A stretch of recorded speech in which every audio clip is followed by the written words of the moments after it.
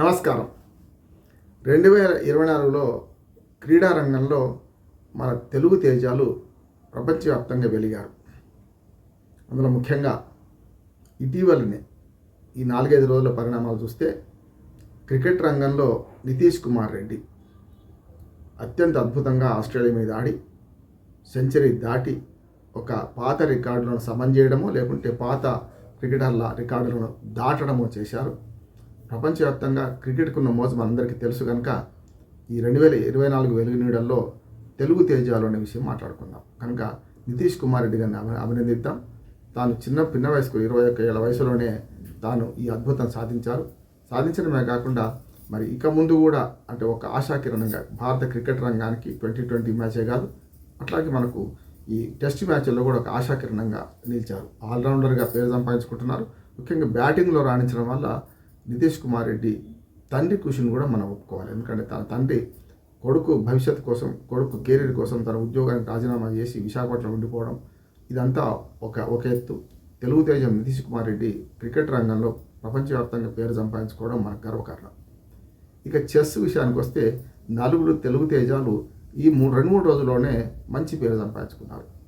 చెస్లో గుకేష్ మనకు ఏదైతే ఉన్నాడో దొమ్మరాజు గుకేష్ పేరుకు చెన్నై అయినా కూడా మనకు చిత్తూరు జిల్లా సత్యవీడు మూలాలు ఉన్న తన తాత తండ్రుల వారసత్వాన్ని పురికిపుచ్చుకొని మరి ఆ తర్వాత చెన్నైలో స్థిరపడ్డా కూడా రజనీకాంత్ గారు వారి తండ్రి అట్లాగే పద్మావతి వారి తల్లి అనేక రకాలుగా ప్రోత్సహించి మరి చదరంగంలో ఒక మేటి ఆటగాడుగా కేవలం 18 సంవత్సరాల నిండక ముందే ఒక మేట ఆటగాడుగా ఆయనను తీర్చిదిద్దారు.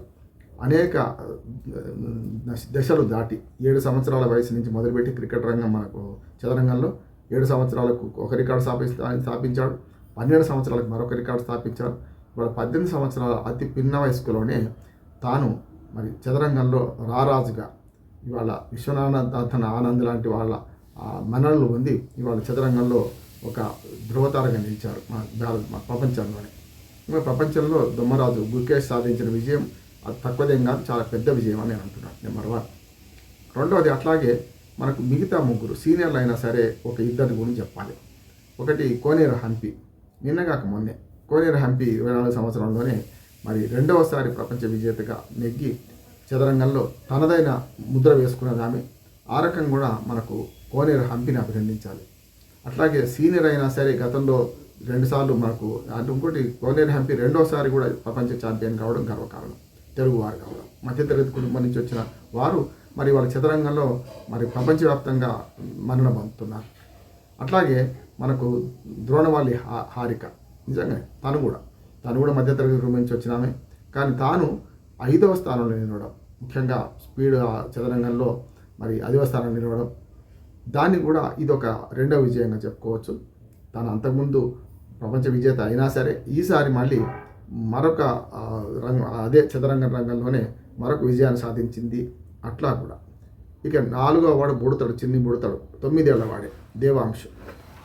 ఆంధ్రప్రదేశ్ ముఖ్యమంత్రి నారా చంద్రబాబు నాయుడు మనవాడు లోకేష్, అంటే ఆంధ్రప్రదేశ్ ముఖ్యమంత్రి చంద్రబాబు నాయుడు గారు కొడుకైన నారా లోకేష్ కొడుకైన మనకు దేవాంశ్ కూడా అతి పిన్న వయస్కులోనే 9 ఏళ్ల వయసులోనే హైదరాబాద్లో మరి జరిగిన ప్రపంచ క్రికెట్ మన చెస్ పోటీల్లో మరి వరల్డ్ రికార్డు సాధించారు. అంటే వరల్డ్ బుక్ ఆఫ్ రికార్డులో స్థానం సంపాదించారు. ఎత్తులు వేయడంలో జిత్తులు చేయడంలో మరి తాతనేమో 40 ఏళ్ళ ఇండస్ట్రీ రాజకీయంలో ఉంటే మనవడు చదరంగంలో, అంటే నిజంగా చెప్పాలంటే చదరంగం అనేది రాజుల ఆట అనేవాళ్ళం గతంలో.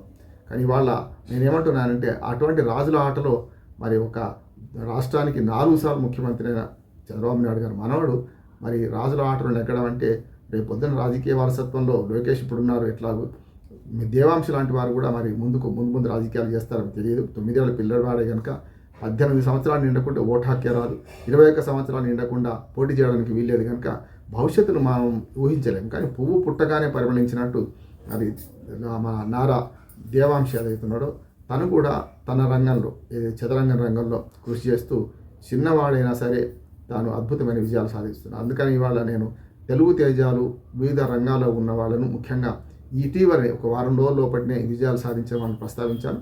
వెనుకకి వెళ్తే 2024 చాలా విజయాలు ఉన్నాయి. అవన్నీ ప్రస్తావించాలని మన టైం సరిపోదు కనుక నేను ఒక మాట చెప్పి ముగిస్తాను. ఇందులో ప్రధానంగా మనకు చదరంగంలో నలుగురు, చదరంగం గళ్ళు కదా, 64 గళ్ళ చదరంగంలో నలుగురు ప్రముఖులు మనకు కనపడుతున్నారు. ఒకటేమో ముఖేష్ దొమ్మరాజు, రెండవ వారేమో మనకు కోనేరు హంపి, మూడవ వారేమో మనకు ద్రోణవల్లి హారిక, అట్లాగే చిన్ని బుడతడు దేవాంశు. ఈ నలుగురి మధ్యన మనకు క్రికెట్లో అద్భుతమైన విజయాలు సాధించిన మనకు నితీష్ కుమార్ రెడ్డి, వీళ్ళ 5గురిని హృదయపూర్వకంగా అభినందిస్తూ, తెలుగు తేజాలు అభివర్ణిస్తూ, తెలుగు తేజాలు ఈ తేజస్సును మరింత వెలుగులోకి తీసుకురావాలి, తెలుగువారి గొప్పతనాన్ని ప్రపంచవ్యాప్తంగా చాటాలి. 2025లో కూడా వీటికి మంచి భవిష్యత్తు ఉంటుందని ఆశిస్తూ ముగిస్తున్నాను. నమస్కారం.